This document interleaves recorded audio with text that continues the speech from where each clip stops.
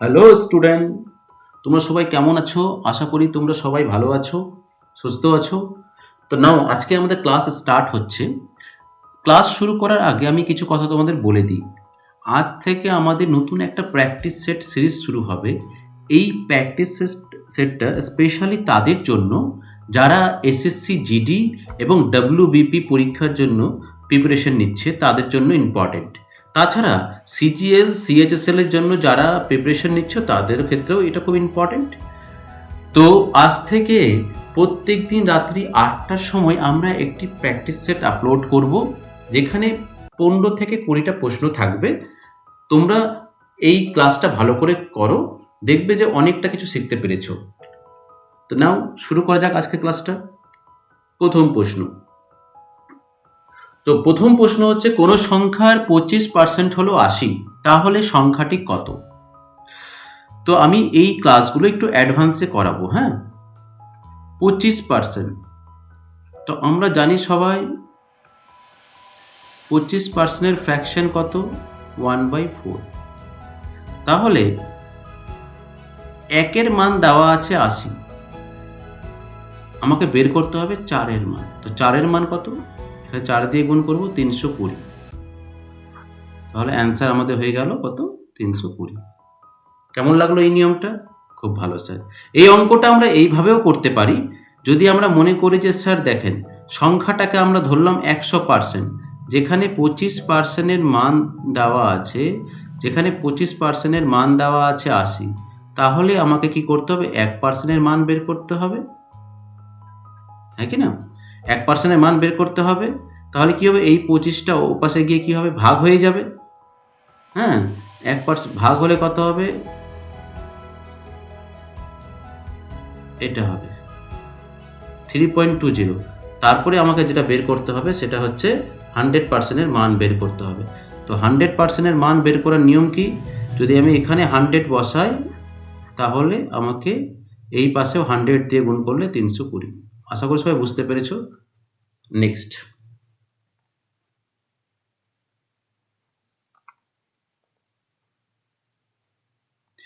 এ একটি কাজ 10 দিনে করতে পারে এবং বি একা কাজটি করে কদিনে? 15 দিনে। আবার বলছি, এ একা কাজটি 10 দিনে করবে, বি করবে একা কাজটা 15 দিনে। তারা একসাথে করলে কাজটা কদিনে করবে? তো এই অঙ্কগুলোকে এইভাবে করবে। দেখো, এ আছে, এ একটি কাজ করে 10 দিনে, বি একটি কাজ করে 15 দিনে। এদের কি করতে হবে? লসাগু বের করে নাও। লসাগু বের করলে কত হবে? 30। লসাগু বের করলে কি হবে? 30। তো 30 হচ্ছে টোটাল কাজ। তো এই 30কে যদি আমি 10 দিয়ে ভাগ করি, তাহলে কত হবে? 2। তাহলে বলতে পারি এ এর এফিসিয়েন্সি হচ্ছে 2, আর বি এর এফিসিয়েন্সি হচ্ছে, এ এর এফিসিয়েন্সি হচ্ছে 3, আর বি এর এফিসিয়েন্সি হচ্ছে 2। তাহলে এ আর বি একদিনে কত কাজ করে? এ একদিনে, এইভাবে ভাবো, টোটাল 30টা রুটি আছে, এ 3টে রুটি খায় একদিনে, বি খায় 2টো রুটি। তাহলে তারা একদিনে কটা রুটি খায়? একদিনে 5টা রুটি খায়। টোটাল 30টা রুটি খেতে তাদের কতদিন টাইম লাগবে? স্যার 30কে 5 দিয়ে ভাগ করুন, 6। 6 অ্যান্সার। অ্যান্সার হয়ে গেল 6। তোমরা সবাই বুঝতে পেরেছো? যদি এই অঙ্কগুলোকে এভাবেই করলে সহজে বেরিয়ে চলে আসে। আরও কিছু নিয়ম আছে, সেই নিয়মে করলেও আসবে। তো আমি নিয়মটা দেখিয়ে দিচ্ছি, এই নিয়মটাকে ক্যান্সেল।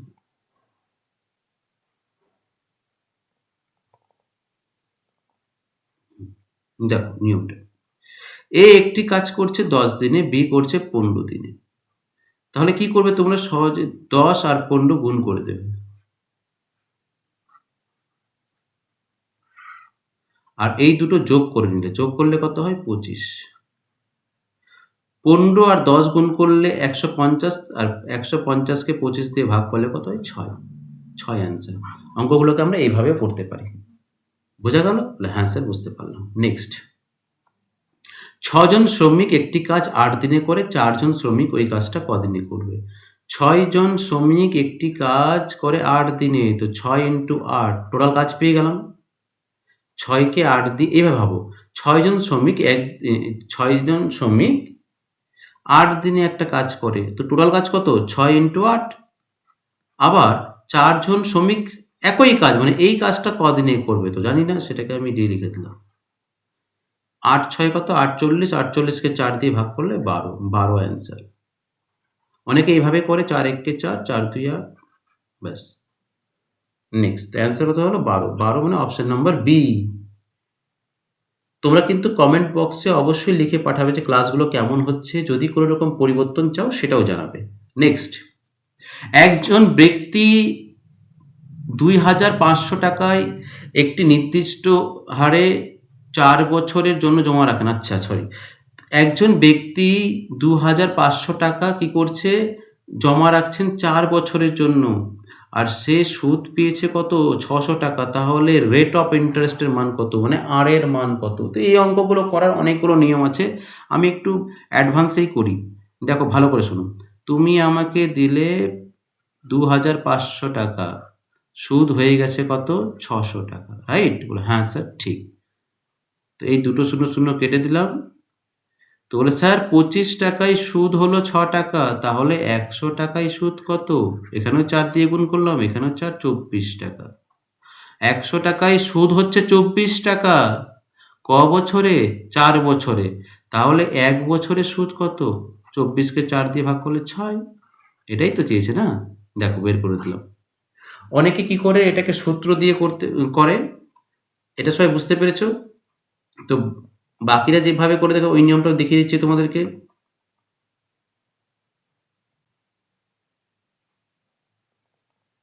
অনেকেই এই অঙ্কটাকে এইভাবে বের করে যে আর এর মান বের করতে গেলে সূত্র হয় সবাই লিখে নাও, 100 ইন্টু সুদ আসল ইন্টু সময়। ঠিক আছে, দুটো শূন্য কেটে দিলাম। মনে রাখবা 25 4 100, 100 100 কেটে দিলাম, থাকলো 6। Rate of interest 6%। দুইভাবে করা যেতে পারে। নেক্সট, লেখাগুলো যদি খারাপ লাগে, একটু বুঝতে অসুবিধা হয়, তো কষ্ট করে বুঝে নিও। আস্তে আস্তে আমরা ক্লাসটাকে ইমপ্রুভ করার চেষ্টা করছি। দেখো, নিচের কোন সংখ্যাটি, এটা খুব ইম্পর্টেন্ট একটা প্রশ্ন, নিচের কোন সংখ্যাটিকে ৯ দ্বারা ভাগ করা যাবে? এই 4টে সংখ্যা আছে, কোন সংখ্যাকে আমরা ৯ দিয়ে ভাগ করতে পারবো বলো? তো তার আগে আমরা অ্যান্সার বলার আগে আমরা নিয়মগুলো শিখে নিই। কোনো সংখ্যাকে ৯ দিয়ে ভাগ করা যাবে কি যাবে না সেটা যদি বের করতে হয় তাহলে কীভাবে বের করবে? দেখো, ধরে নাও একটা সংখ্যা আছে, আমি তোমাদের প্রশ্ন করলাম যে এই সংখ্যাটাকে কি ৯ দিয়ে ভাগ করা যাবে? তোমরা কি করবে? এই যে সংখ্যাগুলো ডিজিটগুলোকে যোগ করবা, ১ ২ ৫ ৬ ৩কে যোগ করতো, ১ ২ ৩, আর ৫ যোগ করলে কত হয়? ৮, ৮ আর ৬ কত হয়? ১৪, ১৪ আর ৩ কত হয়? ১৭, তাই না? হ্যাঁ স্যার ১৭। তো বলো ১৭কে কি ৯ দিয়ে ভাগ করা যায়? না স্যার, তাহলে এই সংখ্যাটাও ৯ দিয়ে ভাগ করা যাবে না। অঙ্কগুলোর যোগফলটাকে যদি ৯ দিয়ে ভাগ করা যায় তবেই আমি বলবো সংখ্যাটা ৯ দ্বারা ভাগ করা যাবে। তো সেরকমভাবেই আমরা দেখো যোগ করছি ২ ৫, তাই না? এটা কত হলো? ১০ ৩ ৪ ১৪। এটা কত হলো? ১ ৪ ৫ ১০ ১৮। এটা কত হলো? ১ ২ ৩ মানে ৬ ১০। এবার তোমরা বলো কোন সংখ্যাটাকে ৯ দ্বারা ভাগ করা যাচ্ছে? ১৮কে। তাহলে অ্যান্সার হবে এটা। কেমন লাগলো এই নিয়মটা? কমেন্ট বক্সে লিখে জানাও। নেক্সট, সেটা যদি বের করতে হয়, হাই গাইস, নিচের কোন সংখ্যাটাকে ১১ দ্বারা বিভাজ্য করা যাবে সেটা যদি বের করতে হয় তাহলে সবথেকে সহজ নিয়ম একটা শিখিয়ে দিচ্ছি, আর তোমরা এই অঙ্কটার অ্যান্সার কমেন্ট বক্সে লিখে পাঠাবে। ধরে নাও একটা সংখ্যা নিলাম 2 3 4 5 6 7। আমি বলছি এই সংখ্যাটা কি ১১ দ্বারা ভাগ যাবে? তো তোমরা কি করবে? এক ঘর ছেড়ে ছেড়ে যোগ করবে। এই দেখো ৫ ৭ ৫ কত হয়? ১২। ১২ আর ৩ কত হয়? বলো ১৫। এটা কত হবে? ৫ আর ২ যোগ করলে কত হবে? ৭। ১৫ থেকে ৭ যদি চলে যায় তাহলে কত হবে? ৮। ৮কে কি ১১ দিয়ে ভাগ করা যায়? না স্যার, তাহলে এই সংখ্যাটাও ১১ দ্বারা ভাগ যাবে না। তো নিয়ম কি? এই বিয়োগ করে এখানে 0 থাকতে হবে, অথবা ১১র ঘরের ন্যামতা পড়লে যে সমস্ত সংখ্যা আসে, হয় ১১ থাকতে হবে, অথবা ২২ থাকতে হবে, অথবা 33 থাকতে হবে, তবেই সংখ্যাগুলো 11 দ্বারা ভাগ যাবে। তোমরা এই অঙ্কটা করে নিও, করে নিয়ে কমেন্ট বক্সে লিখে পাঠাও। নেক্সট, নিচের কোন সংখ্যাটা 99 দ্বারা ভাগ যাবে? কোনো সংখ্যা যদি 99 দ্বারা ভাগ যায় তাহলে এইটুকু বলতেই পারি 99 এর মধ্যে আছে 11 অ্যান্ড 9, মানে 9 দ্বারাও ভাগ যাবে আবার 11 দ্বারা ভাগ যাবে। তো এই প্রথম সংখ্যাটাই দেখছি, দেখো এটা 11 দিয়েও ভাগ যাচ্ছে, দেখি 9 দিয়ে যাচ্ছে কিনা। 8 আর 1 যোগ করলে 9, 8 আর 1 যোগ করলে 9, হ্যাঁ 9 আর 11 দুটোতেই যাচ্ছে। অপশন নম্বর এ। বোঝা গেল? একটু আগে আমি 9 নিয়মটা শিখেছিলাম। নেক্সট, নিচের কোন সংখ্যাটি 8 দ্বারা বিভাজ্য? কোনো সংখ্যা 8 দ্বারা ভাগ যাবে কিনা সেটা বুঝতে গেলে কি করতে হবে? পেছনের 3টে সংখ্যাকে 8 দিয়ে ভাগ করতে হবে। পেছনের 3টে সংখ্যাকে কি করতে হবে? 8 দ্বারা ভাগ করতে হবে। পেছনের 3টে সংখ্যা যদি 8 দ্বারা ভাগ যায় তাহলে অবশ্যই এই সংখ্যাটা, পুরো সংখ্যাটাই 8 দিয়ে ভাগ যাবে। তো আমার মনে হয় এটা অ্যান্সার হবে। দেখো 264কে যদি আমি 8 দিয়ে ভাগ করি, 8 3 কত হয়? 24। 8 3 কত হয়? 24। এই তো ভাগ চলে গেল, তাহলে এই সংখ্যাটা হবে বি। অ্যান্সার কত হবে? বি। নেক্সট,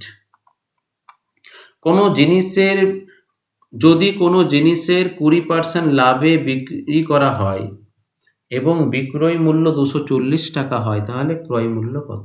দেখো এই অঙ্কগুলো করার অনেক রাস্তা আছে, মনোযোগ দিয়ে শুনবে।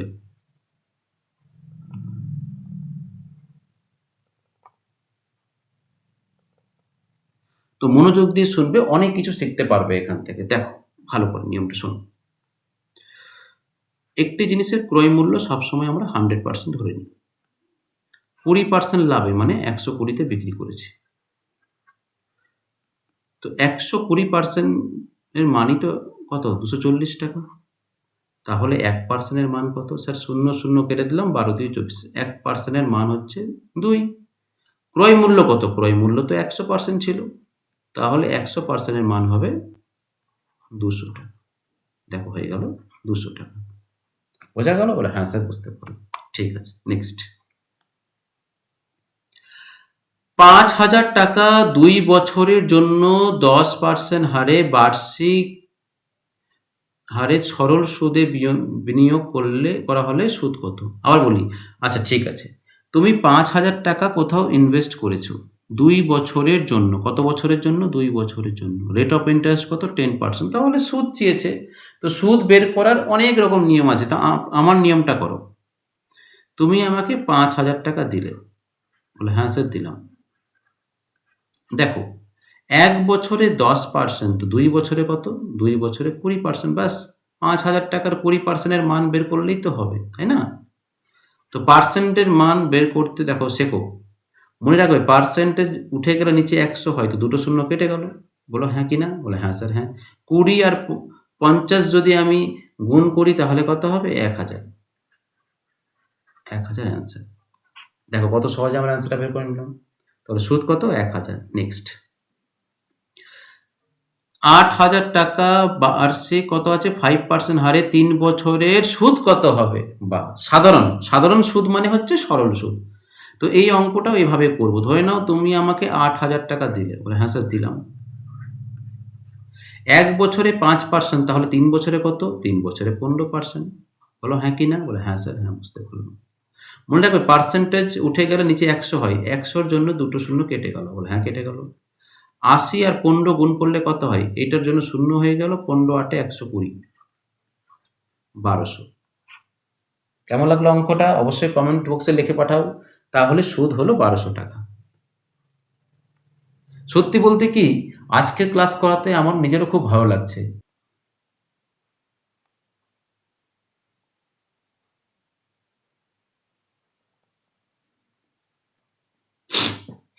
তো 12 নম্বর অঙ্ক নিয়ে চলে এসেছি। দেখো লেখা আছে 2 বছরের 10% হারে চক্রবৃদ্ধি 10% চক্রবৃদ্ধি হারে 121 টাকা হয়, তাহলে আসল কত? মানে ঘটনা কি বলতো?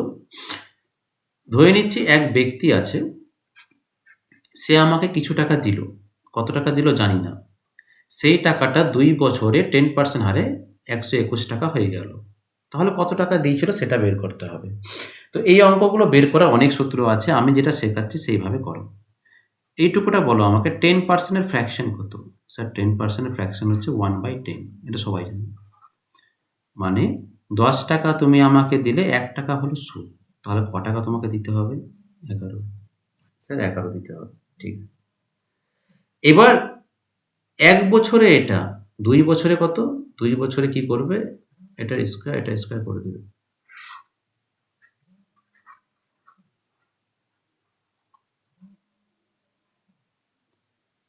একশো টাকায় কত হয়ে গেল? 121। দেখো 121ই তো আছে। কত টাকায়? 100 টাকায়। তাহলে চক্রবৃদ্ধি যে চক্রবৃদ্ধি যে সমূল চক্রবৃদ্ধিটা আছে তার মান কত? 121। তাহলে কত? 100 টাকায়। বোঝা গেল? হ্যাঁ স্যার বুঝতে পারলাম। নেক্সট প্রশ্ন, 800 কি লেখা আছে? 800 টাকা একটি নির্দিষ্ট হারে 2 বছরের চক্রবৃদ্ধি হারে বৃদ্ধি পেয়ে এত টাকা হয়, বার্ষিক সুদের হার কত? আর এর মান চেয়েছে। মানে তুমি আমাকে 800 টাকা দিয়েছ। হ্যাঁ স্যার ঠিক। সেই টাকাটা হয়ে গেছে 882 টাকা। হ্যাঁ স্যার। তো এটা কাটাকুটি করে নিচ্ছি 4 দিয়ে, 2 দিয়ে। 2 দিয়ে কাটাকুটি করলে কত হয় বাবু? এটা স্যার। হ্যাঁ বোঝা গেল। মানে 400 টাকা 2 বছরে কত হয়? 441 টাকা। তাহলে 1 বছরে কত? 1 বছরের মান বের করতে গেলে রুট করতে হয়। তো এটা হয়ে গেল 20, এটা হলো 21। মানে রুট করলে 1 বছরের হিসাব পেয়ে যাবে তুমি। মানে 20 টাকা তুমি আমাকে দিলে আর সেই টাকাটা হয়ে গেল 21। তাহলে সুদ কত? সুদ 1 টাকা। 1 টাকা সুদ 20-র মধ্যে, তাই না? তো 1/20 কত পার্সেন্টেজ হয়? 5% হয়। তো বার্ষিক সুদের হার হচ্ছে 5%। ঠিক আছে, নেক্সট। একটি বৃত্তের ব্যাসার্ধ 14 সেমি। বৃত্তের ব্যাসার্ধ 14 সেমি, তার ক্ষেত্রফল কত? একটা বৃত্ত আছে, হ্যাঁ স্যার আছে। এটা ব্যাসার্ধ। ব্যাসার্ধ 14 সেমি, ক্ষেত্রফল কত? তো বৃত্তের ক্ষেত্রফলের সূত্র হয়, মনে রাখবে, পাই, কি বললাম? পাই আর স্কোয়ার। মানে 14কে 2 বার লিখব, এটাই তো? হ্যাঁ স্যার। 7 একে 7, 7 2 14। তো 14 আর 2 গুণ করলে কত হয়? 28 হয়, তাই না? বা এভাবে করতে পারো, 22 আর 2 কত হয়? 44। এই 44কে আবার 14 দিয়ে গুণ করলে কত হয়? 14 4 56। তো বেশি করবে, দেখো 6 দিয়ে একটাই অ্যান্সার আছে, এটা পুরোপুরি গুণ করা দরকার নেই। এটা বোঝা গেল? হ্যাঁ স্যার বোঝা গেল। নেক্সট, একটি ঘনকের ঘরের এক পাশের দৈর্ঘ্য হচ্ছে 7 মিটার, আয়তন কত? ঘনাকার, সরি, একটি ঘনাকার ঘরের এক পাশের দৈর্ঘ্য হচ্ছে 7 মিটার। দেখো, ঘনক বলতে এই ছবিটাকে আমরা বুঝি।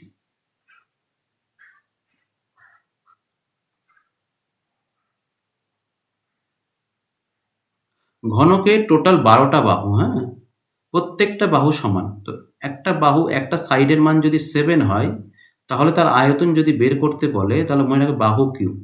তো 7 কিউব কত হয়? 343। দেখো চলে এসছে অ্যান্সার। যারা কিউব মানে বুঝতে পারছো না, কিউব মানে সংখ্যাটাকে 3 বার গুণ করতে হয়। 7কে যদি 3 বার গুণ করো, তাহলে দেখো 343 আসবে। নেক্সট,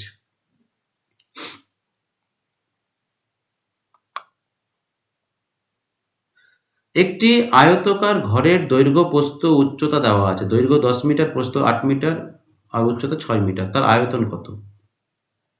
তো মনে রাখবে, আয়তকার ঘরের আয়তনের সূত্র হয় দৈর্ঘ্য, প্রস্থ, উচ্চতা। দৈর্ঘ্য দেওয়া আছে, প্রস্থ দেওয়া আছে, উচ্চতা। এবার অঙ্কটাতে পুরোপুরি গুণ করবে না। দেখো একটা শূন্য আছে, মানে অঙ্কের যে অ্যান্সারটা হবে তার মধ্যে একটা শূন্য থাকবেই। তো একটা শূন্য কোথায়? এখানেও আছে, এখানেও। মানে এই দুটো অপশন কেটে গেল। এবার দেখো 8 6 কত হয়? 48। এই ছোট ছোট জিনিসগুলো শিখে রাখো, পরে অনেক কাজে লাগবে। হ্যাঁ, তোমাদের অনেকের প্রশ্ন হতে পারে যে স্যার আমরা তো গুণ করে নিতে পারি না এটা মুখে মুখে। এখন গুণ করতেই পারো, কিন্তু আমি যেটা শেখাচ্ছি এইসব জিনিস পরে গিয়ে অনেক কাজে লাগবে। নেক্সট, বৃত্তের পরিধি 44, তার ব্যাসার্ধ কত? তো বলো বৃত্তের পরিধির সূত্র, আগে বলো বৃত্তের পরিধি কাকে বলবো। এটা হচ্ছে একটা মানুষ যদি এই বৃত্তের এই পয়েন্ট থেকে দৌড়াতে দৌড়াতে দৌড়াতে দৌড়াতে এই বরাবর এসে এসে এসে এই জায়গাটায় পৌঁছালো, তো এটাকে বলা হয় পরিধি। পরিধির সূত্র হয় 2 পাই আর, এর মান দেওয়া আছে 44। তাহলে 2 আর 22 গুণ করলে কত? 44, 44 44 কেটে গেল, আর এর মান হয়ে গেল 7। কিভাবে 7 হলো? এই 7 ভাগ ওপাশে গেলে গুণ 7। ত্রিভুজের ভিত্তি মানে ভূমি 10, উচ্চতা হচ্ছে কত? 6, তাহলে ক্ষেত্রফল কত? একটা ট্রায়াঙ্গেল এখানে আঁকলাম, এটা ভূমি, এটা উচ্চতা, তো ভূমির মান 10, উচ্চতার মান হচ্ছে 6, মনে রাখবো। তাহলে ক্ষেত্রফল কত? ক্ষেত্রফল হচ্ছে ভূমির সাথে উচ্চতা গুণ করলে যেটা হয় সেটা হয় ক্ষেত্রফল 60। বাহ, খুব সুন্দর। অপশানে নেই মানে এটা তো আমি এটা দিয়ে দিচ্ছি অপশন।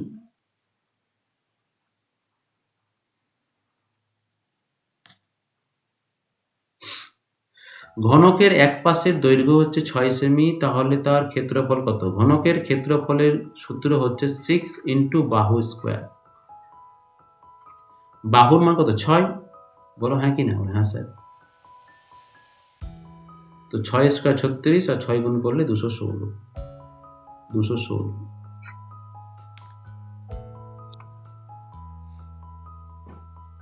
একটি অর্ধবৃত্তের ব্যাসার্ধ 14 সেমি, তাহলে ক্ষেত্রফল কত? অর্ধবৃত্তের ক্ষেত্রফলের সূত্র হয় বলো কত? পাই